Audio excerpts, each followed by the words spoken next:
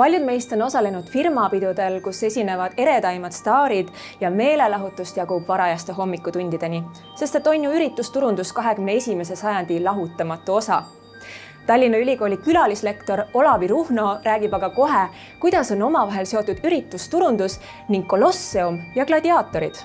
Üritusturundust peetakse uue ajastu trendiks nagu enamus turundusmeetmeid, mis on imbunud meile Ameerikast.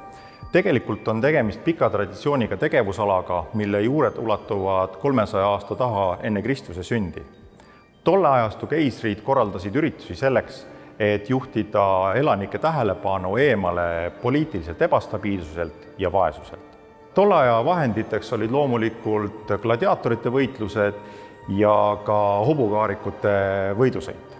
Seda, et see meetod hästi toimib, näitab juba fakt, et Rooma kesklinna ehitati Kolosseum, mis mahutab kümneid tuhandeid pealtvaatajaid. Kolosseumi külastajate hulka kuulusid inimesi kõikidest ühiskonnakihtidest, alates orjadest kuni senaatorite ja imperaatoriteni välja. Ka tänapäeval korraldatakse üritusi teatud eesmärkide saavutamiseks või mõne sõnumi edastamiseks. Kolosseum oli ehitatud spetsiifiliste ürituste läbiviimiseks, mille eesmärgiks oli juhtida pealtvaatajate tähelepanu kõrvale vaesuselt ja üleüldiselt poliitiliselt ebastabiilsuselt. Sellest ajastust on pärit ka ütlus leiba ja tsirkust. Ehk siis alustuseks jagati Kolosseumi külalistele leiba ja alles peale seda lasti gladiaatorid areenile. Mida võimsamad, efektsemad ja verisemad olid etteasted, seda rohkem poolehoidu sai hiljem nende ürituste korraldaja.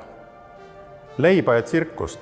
See toetab ka tänapäeva ürituskorralduse aluspõhimõtet, et tühja kõhuga ei ole inimestele mõtet meellahutust pakkuda. Ei ole just palju muutunud, sellepärast et Kolosseumi väljakaevamistelt on leitud, et tolleaegsed külastajad tõid kaasa röstitud köögivilju ja nautisid neid meelelahutuse kõrvale. Täna on selleks popcorn. Samuti on märke, et külastajad tõid kaasa äädikaga maitsestatud janukustutajaid. Täna on selleks gaseeritud joogid. Huvi meelelahutuse järgi ei ole täna kuskile kadunud. Lihtsalt on vahetunud ürituste sisu, vahendid ja eesmärgid.